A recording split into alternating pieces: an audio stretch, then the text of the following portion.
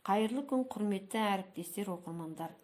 Жаркент өңір газетінің 100 жылдық мерейтойына орай тереңнен тамыр тартқан тақырыбындағы тарихи сағатты ұсынамын.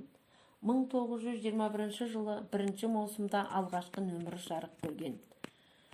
Содан бері сан аунаған тарихтың дөңгелегімен бірге тербелген басылым әр жылдары социалистік жолы, еңбек туы, ұшқын, жаңалық жаршысы, октябрь нұры атауымен жарық көріп, көпшіліктің қолына қол жетімді таралыммен жетіп отырды.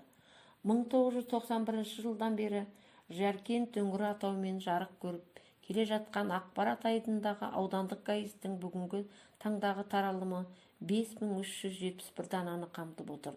Аптасына бір рет жұма күндері 3 тілде қазақ, орыс, ұйғыр тілінде шығатын газеттің директоры, бас редакторы, білікті басшы, қаламы жүрдек журналист, арқалы ақын Бағдат Бейсенқызы Айтмұқаева.